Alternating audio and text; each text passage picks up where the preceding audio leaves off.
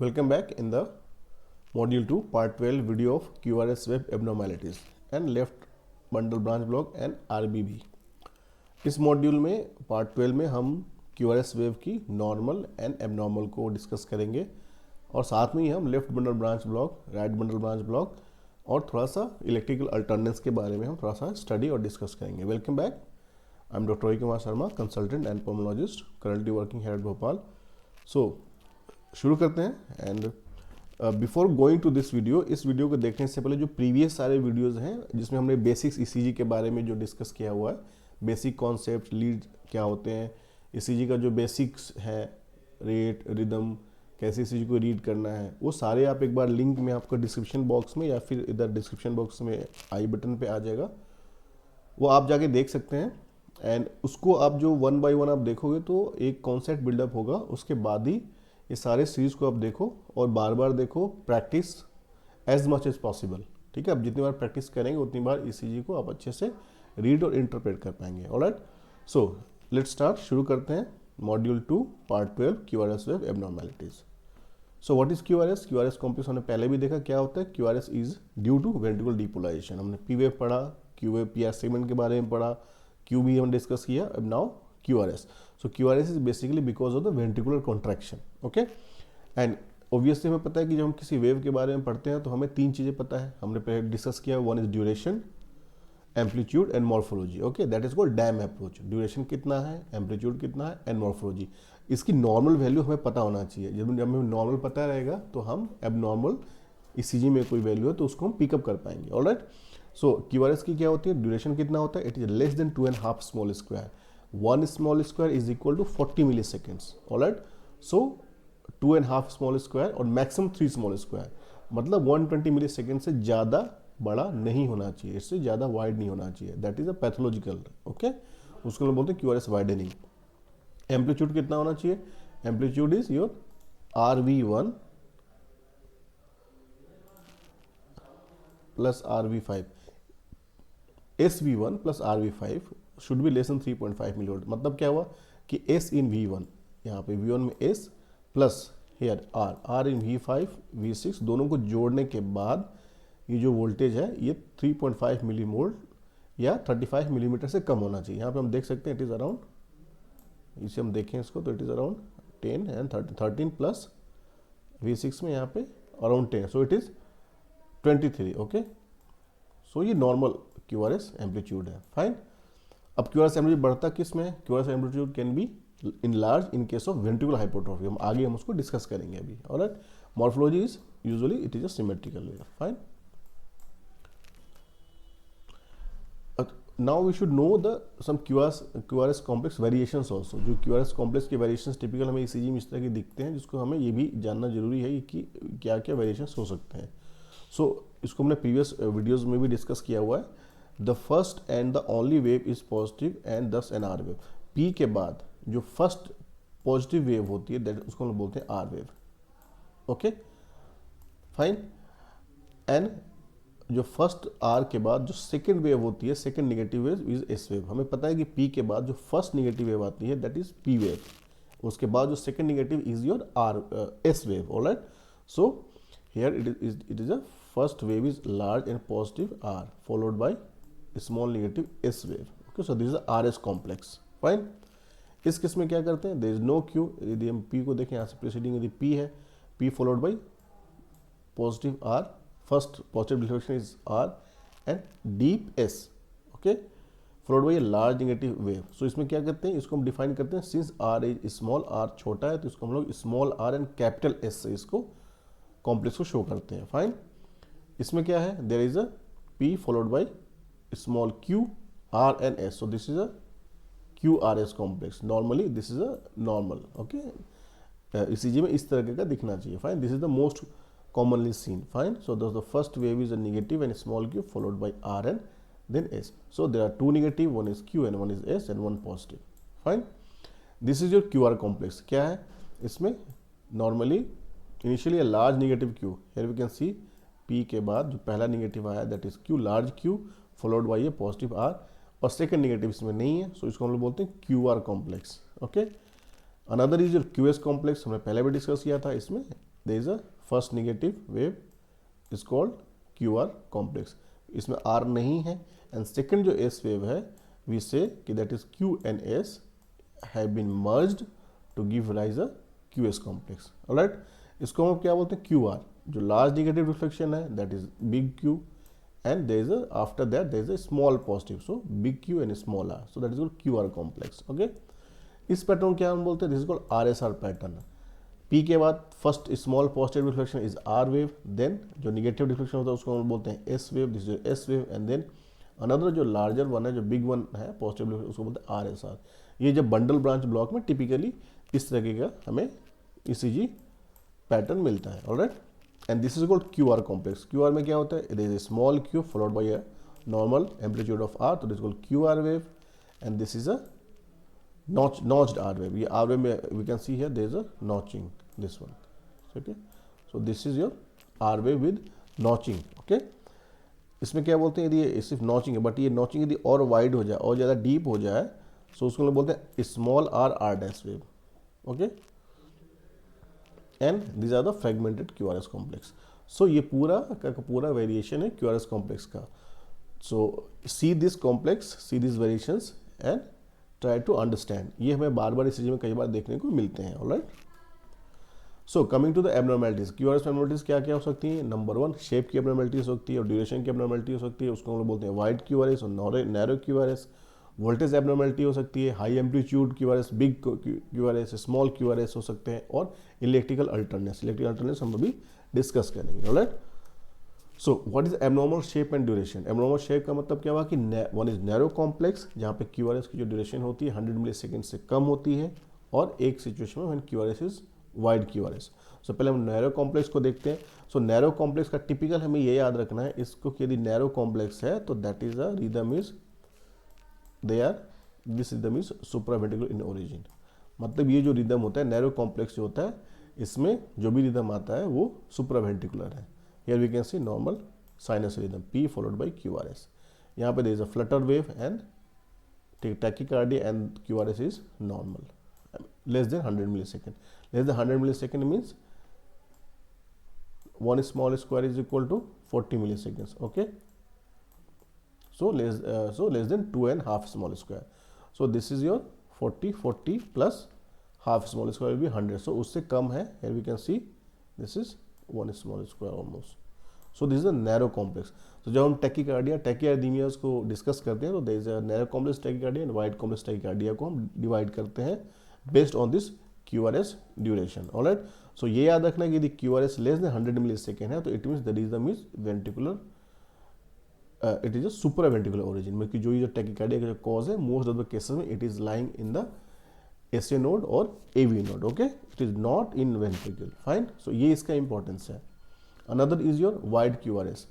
QRS is more than 100 millisecond or sometime at least 3 small square. 100 millisecond means 2.5 small square. One small square is equal to 40 millisecond. 2 small square will be another 40 millisecond. 40 plus 40 is 80 millisecond. Plus half will be 20 milliseconds. So it will be 100 milliseconds. So QRS should not be more than 100 millisecond or sometime to be on rough side 3 small square. किसी भी condition में 3 small square से ज़्यादा QRS नहीं होना चाहिए. ऐसा है तो उसको हम लोग बोलते हैं ब्रॉड कॉम्प्लेक्सेस और वाइड QRS. ऑलराइट, सो और ये हमें याद रखना है टिपिकल जो होता है दी वाइड कॉम्प्लेक्स है तो it could be either ventricular in origin. ये हमें याद रखना है फॉर प्रैक्टिकल पर्पजेज. यदि QRS कॉम्प्लेक्स वाइड है तो remember it is a ventricular in origin. Okay, but sometime there is some aberrant conduction. Supraventricular हमें पता है कि aberrant conduction SA node, AV node, फिर साइड में देखो एक्सेसरी पाथवे है उसके थ्रू यदि वेंट्रिकल एक्टिवेट हो रहा है, उसके थ्रू यदि वेंट्रिकल एक्टिवेशन हो रहा है तो इन दैट सिचुएशन हमें वाइड QRS मिल सकता है. ओके, नॉर्मली कब होता है? ये due to some bundle branch block और हाइपरकैलिमिया और समटाइम्स सोडियम चैनल ब्लॉकेज की वजह से ऐसा हमें ECG पैटर्न मिल सकता है. Okay, so remember a QRS duration more than 100 millisecond is abnormal and QRS duration more than 120 millisecond is required for the diagnosis of bundle branch block or ventricular rhythm. 3 small square से ज़्यादा यदि है तो that is हमें पता है कि that is a criteria, one of the important criteria to diagnose a bundle branch block and rhythm is of ventricular origin. Here we can see there is a wide QRS. यदि हम count करें so here we can see there is how many small squares are there? 1, 2, 3, 3.5. So this is wide QRS. All right, and this is in the ventricular origin. Typically, this is seen in ventricular tachycardia. All right. What is the cause of wide QRS? Bundle branch book, either RBB or LBB, hyperkalemia, poisoning with sodium channel blocking agents like tricyclic antidepressants, pre-excitation, WPW syndrome, ventricular pacing, and in hyperthermia. Coming to the left bundle branch block. So left branch block में क्या होता है, सबसे पहले हमें ये जानना है कि जो सेप्टम होता है, सेप्टम कहाँ से एक्टिवेट होता है. सेप्टम जो एक्टिवेट होता है हमने पहले भी डिस्कस किया, septum activates from left to right producing a small Q wave. Q wave हमने डिस्कस किया था प्रीवियस वीडियोस में. So Q wave is because of the septal depolarization and septum depolarizes from left to right. Alright. So but LBB में क्या होगा, LBB में left जो bundle है it is not working. Okay, so left bundle is block, और for example just left जो bundle है that is cut. Okay, so left side का जो इलेक्ट्रिकल सर्किट है दैट वायर इज कट, उस वायर को हमने काट दिया है तो वो कट हो गया है because of pathology. So what will happen in that situation में क्या होगा, the normal direction of septal depolarization is reversed. Okay, because there is no conduction from the left bundle due to blockade, and now it becomes right to left as the impulse is spread first to the right ventricle via the right bundle branch and then the left ventricle via the septum. So conduction left bundle में नहीं हो रहा है तो पहले right ventricle activate होगा, उसके बाद left ventricle and then the septum will after that it will activate. Okay, so ये इस process में what will happen, this sequence of activation extends the QRS duration to more than 120 millisecond. इसकी वजह से जो QRS duration है वो wide हो जाएगा और इस पूरे प्रोसेस में, एक्टिवेशन की प्रोसेस में टाइम ज़्यादा लगेगा and that will cause QRS wide. Okay, and eliminate normal septal Q wave in the lateral leads, और सेप्टल नॉर्मल जो सेप्टल क्यू वेव जो होती है लैटरलेट्स में वो उसमें नहीं शो करेंगे. Alright. So the overall direction of depolarization from right to left produces a tall R wave in the lateral leads and deep S wave in the right precordial leads. Okay, and also associated with your sometime, most of the time, left axis deviation. Okay, fine. Now as the ventricles are activated sequentially, first right then left rather than simultaneously, this produces a broad and notch M-shaped or R wave in lateral leads. Normally जो QRS में R होता है it is because both जो ventricles contract together, उसकी वजह से QRS complex आता है. बट इसमें क्या हो रहा है, पहले right atria because of the electric circuit that wire is cut, so first right is activated then after some time left is activated, तो उसकी वजह से क्या हो, there is a notching because the time gap is there. Okay, so इसी वजह से इसमें क्या आएगा आपको, the broad and notch M shape R wave आपको मिलता है लैटरल लीड्स में. Typically here we can C first phase में क्या होता है, conduction in the left bundle branch block, ये left bundle is not here, so first right atrium is activated then left atrium, and here we can see conduction in the left bundle branch. Second stage में क्या होगा, जब ये activate होगा तो here we can see this a Q wave in V1, R wave in V6 sequentially. जैसे जैसे activation होना शुरू होगा so here we can get in the third stage notch wave here and notch in here. Typically हम इसको इस तरह का ECG हमें दिखता है, उसको हम लोग क्या बोलते हैं, we call W pattern in V1 and M pattern in V6. Okay, so this is called W pattern and M pattern. Mnemonic क्या याद करने का, simple is William, means W in V1 and M is V6. So this is classically seen in left bundle branch block. Here we can see almost looking like William, and this is typically M pattern. Okay, so this is a William, W pattern in V1 and M in V6. So what are the diagnostic criteria?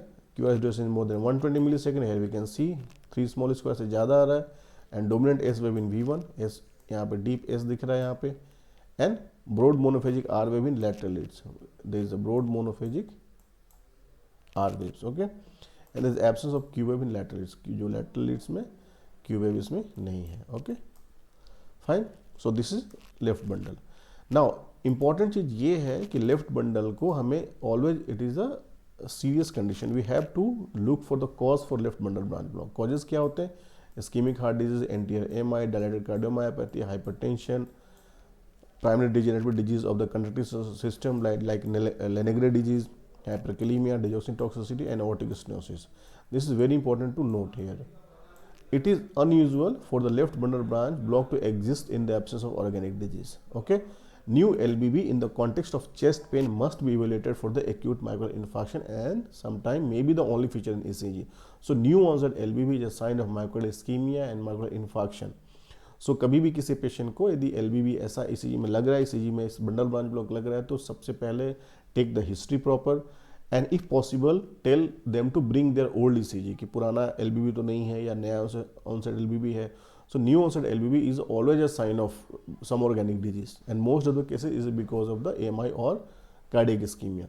So always correlate ECG in the clinical context. Fine. So here we can see some example of LBB. यहाँ पे हमको we can see some example. This is a typical wide QRS with almost W pattern. Here you can see in the M pattern or notch R wave. Okay. Another example is here you can see like this. Okay, here we can see. Okay, now what is the incomplete LBB? Incomplete LBB is diagnosed when there is a typical LBB morphology but there is a associated QRS is less than 120. Morphology typical LBB की तरह होती है, जैसे यहाँ पे notching है. If you can see typical, this is a notch, here is notching is there in this, but the QRS is less than 120 millisecond और 3 small square. हमें small square में चीज़ों को याद रखना है to make the things easy. Now coming to the right bundle branch block. In right bundle branch block, activation of the right ventricle is delayed as depolarization has to spread across the septum from the left ventricle. Right bundle में क्या होता है कि right bundle is cut, right जो fiber है that is not working. So what will happen in that situation? The right ventricle is delayed because the depolarization has to spread across the septum from the left ventricle. Okay, the left ventricle is normally activated, meaning that the early part of QRS complex is unchanged. Remember, okay, the delayed right ventricle activation produces a secondary R wave in the right precordial leads V1 to V3 and the wide slurred S wave in the lateral leads. Okay, and delayed activation of the right ventricle also gives rise to the secondary depolarization abnormalities like ST depression and T wave inversion in the right precordial leads. Okay, because of delayed repolarization. And in isolated RBB, the cardiac axis is unchanged usually. For example, left bundle branch block में there is sometimes left axis deviation is there, but there is a in RBB cardiac axis is almost sometimes not changed at the left ventricle activation proceeds normally via the left bundle branch. Because जो left ventricular activation होता है वो normal left bundle से हो रहा होता है और कार्डियक एक्सिस में पता है कि चूंकि लेफ्ट मायोकार्डियम का मास ज़्यादा है so cardiac axis is mainly determined by your left myocardial mass. Okay, so RBB में नॉर्मली कार्डियक एक्सिस चेंज नहीं होता है. Fine. So here we can see it is just opposite of your LBB. LBB का just उल्टा है, इसमें M pattern V1 में आएगा और डब्ल्यू पैटर्न V6 में. इसको मैं रिमेंबर कैसे करना है, मैरो से. M pattern V1 and W in V6 marrow, right bundle branch block, here M pattern and W pattern V6. The same thing जैसे LBB में होता है, here right bundle branch is block, so ultimately first left ventricle will stimulate followed by sequentially activation of the right ventricle. Here we can see that will result in a typical this delay conduction will cause this kind of pattern in the ECG. Just to remember this. Okay, so to make it simple, there's wide QRS and typical M pattern in V1 and W pattern in V6. Okay, what are the ECG changes in RBB? Diagnostic criteria is the broad QRS 120 millisecond, RSR pattern should be there in V1 to V3, that is M pattern. Just we have seen, अभी हमने देखा wide slurred S wave in the lateral leads 1 AVL V5 to V6 में. Causes क्या क्या होते हैं, right ventricular hypertrophy, cor pulmonale, pulmonary embolism, ischaemic heart disease, rheumatic heart disease, myocarditis, cardiomyopathy and also degenerative disease of the conductive system and congenital heart disease sometime like atrial septal defect.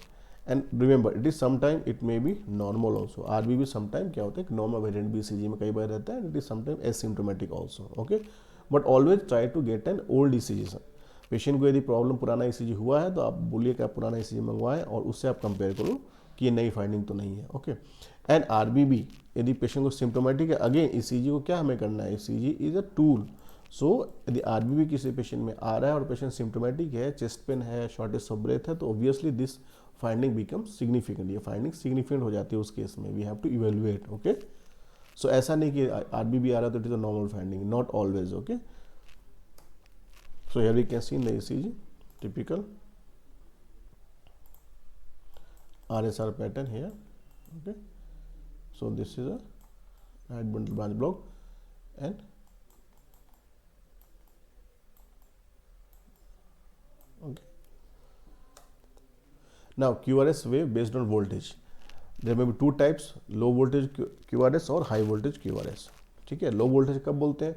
The QRS is said to be low voltage when the amplitude of the QRS complexes in the limb lead are less than 5 millimeter, and in precordial leads और chest leads less than 10 mm। So यदि limb leads में 1, 2 AVF, AVR, AVL, AVF में यदि 5 millimetre से ज़्यादा है QRS का जो एम्पलीट्यूड है, so it is called low voltage. और जो चेस्ट लीड्स में यदि 10 mm से कम है, ये जो QRS की है, तो this is called low voltage QRS। देख रहे हैं, वेरी कैन सी, ये 10 mm से कम है, so it means low voltage.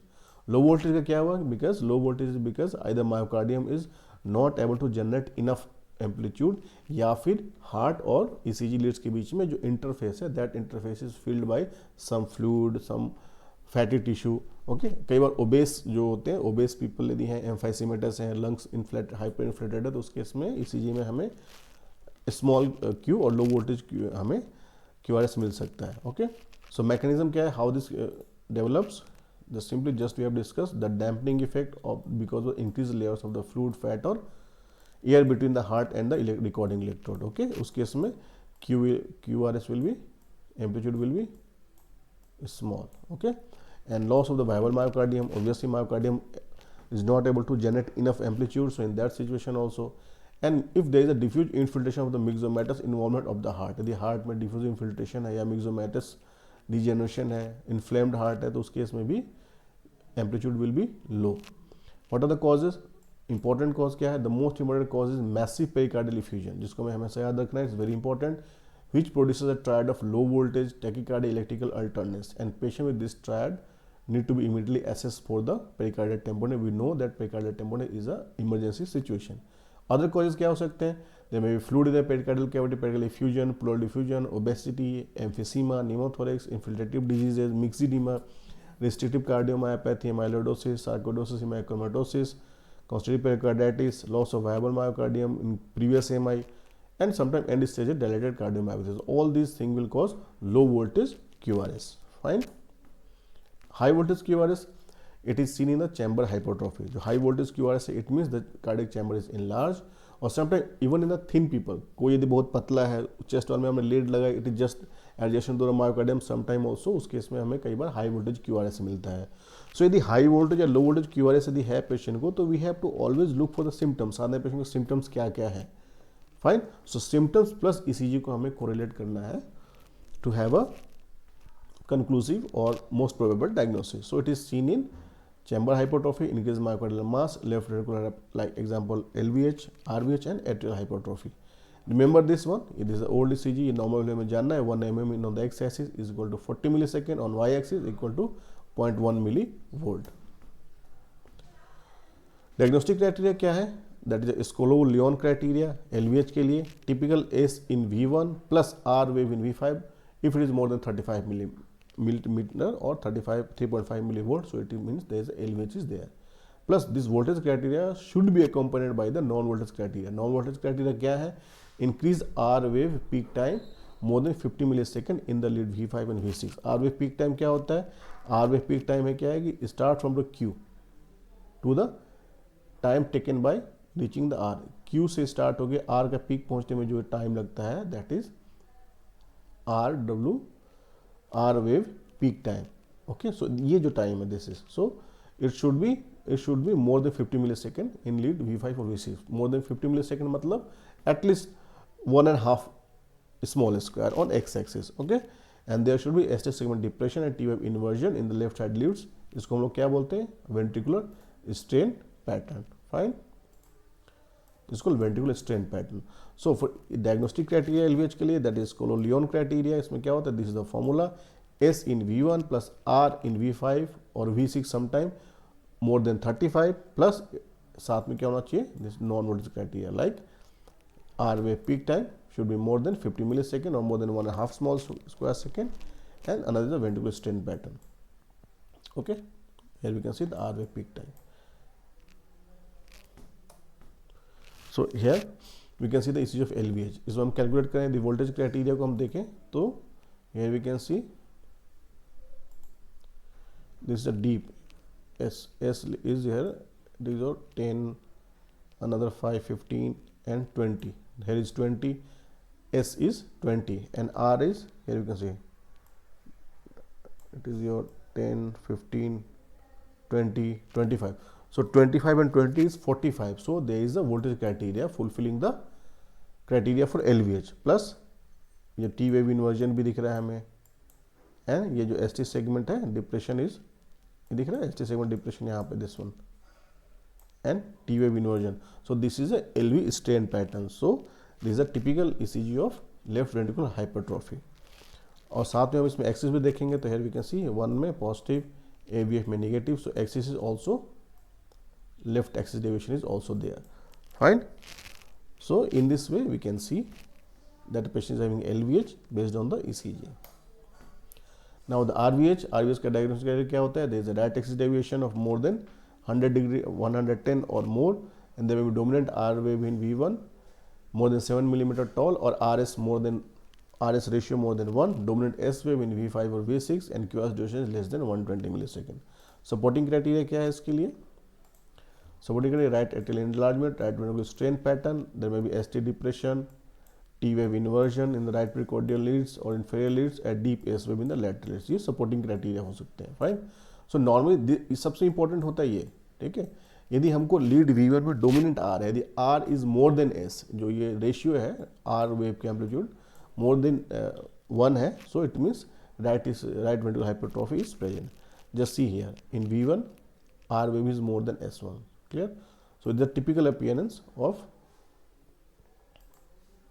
This the right axis deviation. 1 में पहले तो नेगेटिव है, मीन QRS AVF में पॉजिटिव है, so it is right axis deviation plus there is a dominant R wave. Dominant R wave का क्या मतलब हुआ? Here normally R wave होता है, ऐसा नहीं होता है, but R is more than S here. Okay, S is small, R is more. So there is a dominant R wave, and also more than 7 millimeter. देखें तो ये 5, 10 and 12. So obviously it's more than 7 millimeter, and there is also associated strain pattern, जिसको हम बोलते हैं, यहाँ पे दिख रहा है. This is your ST depression, ST depression, ST depression and T wave inversion. So there is a ventricular strain pattern. Fine. Typically यहाँ भी दिख रहा है T inversion, T inversion, C inversion. So this is a right ventricular hypertrophy. Causes क्या क्या हो सकते हैं? Pulmonary hypertension, mitral stenosis, pulmonary embolism, chronic lung disease like core pulmonary congenital heart disease, and ARVD, that is called arrhythmogenic right ventricular cardiomyopathy. Coming to electrical alternates, ये क्या होता है? It is a consecutive normally conducted QRS complex that alternate in height. जो एक के बाद जो QRS complex आते हैं उनका क्या होता है? एम्पलीट्यूड वेरी करता है. ओके, ऐसा होता क्यों है? It occurs when the heart swing back and forward in the large fluid pericardium. Heart के चारों तरफ जो पेरिकार्डियम है उसमें फ्लूइड है. नॉर्मल पेरिकार्डियल फ्लूइड बहुत ही 5 to 10 ml होता है, बट बहुत ज़्यादा यदि फ्लूइड हो जाए तो heart will float like this to and fro.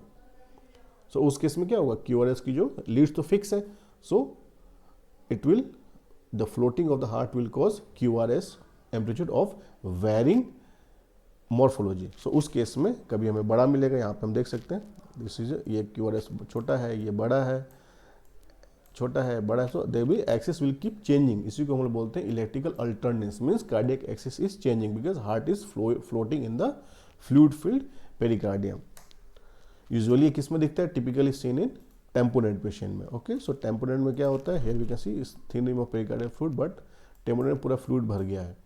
Fluid हो सकता है, ब्लड हो सकता है. So heart swings to and fro.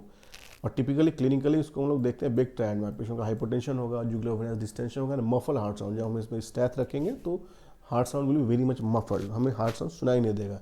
And remember this is an emergency situation. Okay, इस केस में हमें नॉर्मली पेरिकार्डियोसेंटेसिस करके इस फ्लूइड को या ब्लड को बाहर निकालना है, नहीं तो ये कार्डियक मायोकॉन्ट्रैक्टिलिटी को हैम्पर करता है ये fluid, because there is fluid और ब्लड ऑल अराउंड, तो myocardium will not be able to contract. So in that situation it can cause cardiac sudden cardiac death also, fine. So इसलिए हमें pericardiocentesis करके उस fluid को निकालना है, alright. So thank you so much, and in the next video we will discuss about QT interval. अगले में हम लोग क्यूटी इंटरवल, फिर एस्टिक सेगमेंट, फिर टी एबनॉर्मैलिटी को हम डिस्कस करेंगे, fine. So like the video, comment, share among your friend and subscribe the channel for the new updates, alright.